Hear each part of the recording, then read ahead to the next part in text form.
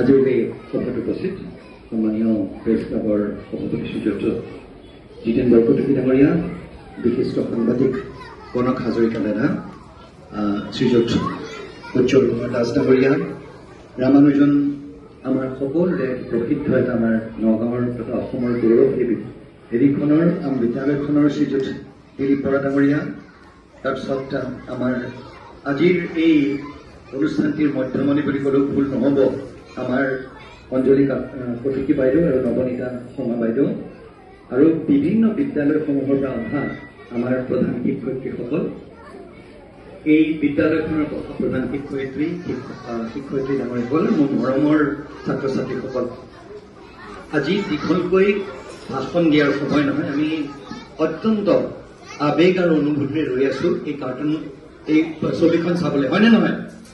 হয়নে নহয়? সেইকাৰণে মই কোনোবা এদিন বেলেগকৈ আহি তোমালোকক এটি কাহিনী শুনাম, কিন্তু চবৰ জেগাতে প্ৰতিটো জেগাতে চোৱা, মই সৰুকৈ সদায় মই এটা গান গাওঁ, আৰু আজি বাইদেউৰ এই গানটো যোনটো তেওঁলোকে দুয়োগৰাকী বাইদেৱে এটা অত্যন্ত গুৰুত্বপূৰ্ণ আমাৰ সমাজখনলৈ এটা অৱদান আগবঢ়াইছে। আৰু এই কুঁহিপাত কুমলীয়া গছৰ আগত, কুঁহিপাত কুমলীয়া আমাৰ হাতত, আমি যেতিয়া ডাঙৰ হৈছিলো সেই তাত এইবোৰ পঢ়ি আমি ডাঙৰ হৈছিলো। আৰু আমাৰ শৈশৱটো আমি মধুৰি গছৰ ওপৰত উঠিছিলো, আম গছৰ ওপৰত উঠিছিলো, দৌৰিছিলো, বোকাই পানীৰে ইত্যাদি ইত্যাদি আমি খেলিছিলো। পিছত কি হ'ল, আমাৰ বয়স হোৱাৰ পিছতো এই বোকাই পানী যে খেলিছিলো মধুৰি গছৰ ওপৰত, সেইকাৰণে ফটককৈ আমাৰ বেমাৰ নহয়, আমাৰ ইমিউনিটিটো যোনটো আছে সেইটো খুব শক্তিশালী হৈ গ'ল।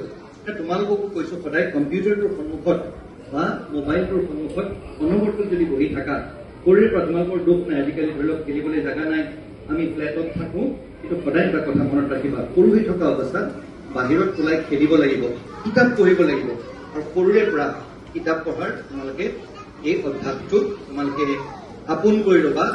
বাহিৰত অকণমান সময় হ'লে, 1 ঘণ্টাৰ কাৰণে হ'লেও ক্ৰিকেট হওক, ফুটবল হওক, কিবা নহয় কিবা বাহিৰত গৈ খেলিবা।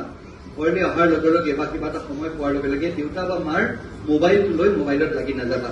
এতিয়া কি হ'ব, চকুকেইটা বেয়া হৈ যাব, আৰু লাহে লাহে লাহে লাহে তোমালোকৰ আগবাঢ়ি যোৱাৰ যোনটো শক্তি, আৰু সদায় খেলিলে কি হয়, সদায় মনত ৰাখিবা, বাহিৰৰ যোনখিনি বাহিৰত গৈ যেতিয়া তোমালোকে খেলা ধূলা কৰা, তোমালোকৰ কি হ'ব, পঢ়া শুনা কৰিবলৈও মন যাব। সেইকাৰণে মোৰ দৃঢ় বিশ্বাস যে আজি দুগৰাকী বাইদেউৰ এই যি মহান প্ৰচেষ্টা তেওঁলোকে কৰিছে সফল হ'ব। অকল আমাৰ নগাঁও জিলাখনতে নহয়, অসমৰ চুকে কোণে, তথা আমাৰ অফিচাৰসকলৰ মাজত বহুতো এনে থাকে, বাহিৰৰ পৰা বহু অফিচাৰ আহে যিসকলে অত্যন্ত আগ্ৰহী অসমীয়া ভাষাটো শিকিবলৈ, আৰু ভাৰতীয় প্ৰশাসনিক সেৱাৰ যিসকল বিষয়া আছে তেওঁলোকে এবছৰৰ ভিতৰতে অসমীয়া ভাষাটো, যিসকলে অসমত কাম কৰি আছে তেওঁলোকে অসমীয়া ভাষাটো আয়ত্ত কৰিব পৰাটো অত্যন্ত প্ৰয়োজনীয়। মই ভাবোঁ যে অকল বিদ্যাৰ্থী সমাজৰ ক্ষেত্ৰতে নহয়, আমাৰ যিসকল বিষয়াবৰ্গ আছে তেওঁলোকৰ ক্ষেত্ৰতো তেওঁলোকক অসমীয়া ভাষাটো তেওঁলোকক শিকোৱাৰ ক্ষেত্ৰতো এটা বিশেষ অৱদান আগবঢ়াব। আমাৰ সকলোৰে হৈ দুয়োগৰাকী বাইদেউক আমাৰ আন্তৰিক অভিনন্দন, বিশেষ শুভেচ্ছা আৰু শুভকামনা জনাইছো, আৰু আমাৰ গোটেই সমাজখনৰ হৈ তেওঁলোক দুয়োকে আমাৰ অশেষ ধন্যবাদ জ্ঞাপন কৰিছো।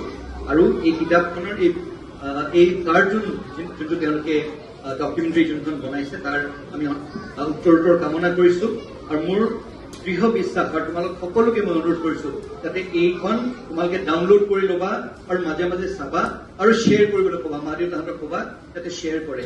আৰু এই শ্বেয়াৰ কৰিলে আমাৰ গোটেই অসমত বা বিভিন্ন জেগাত, অসমৰ বাহিৰতো, ইংলেণ্ডতো আছে অসমীয়া মানুহ, তাৰ আমেৰিকাত আছে, তেওঁলোকে সদায় আমি আমাৰ ল'ৰা ছোৱালীক আমাৰ ভাষাটো শিকাব লাগিব।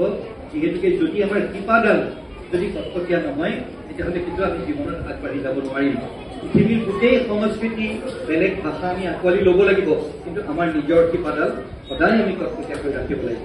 ইয়াকে কৈ পুনৰবাৰ বাইদেউসকলক, আমাৰ কটকী ডাঙৰীয়াও আছে, আৰু যিসকল ব্যক্তিয়ে দুয়োগৰাকী বাইদেউক এই অনুষ্ঠানটোত এই কাৰ্টুন ভাগ, তেওঁলোকে ডকুমেণ্টাৰী ভাগ বনাওঁতে সহায় কৰিলে, তেওঁলোককো ধন্যবাদ জনাইছো। আৰু অনুষ্ঠানটিৰ উত্তৰোত্তৰ কামনা কৰি আমাক ইমানখিনি সন্মান যাচি আজি বাইদেৱে আমাক ইয়ালৈ মাতি আনি সন্মানীসকলৰ লগত বা আপোনালোকৰ আগত মোৰ মনৰ ভাৱ ব্যক্ত কৰাৰ যি সুযোগ দিলে তাৰ ধন্যবাদ জনাই অনুষ্ঠানটিৰ উত্তৰোত্তৰ কামনা কৰি মোৰ বক্তব্য ইয়াতে সামৰণি মাৰিছো। ধন্যবাদ।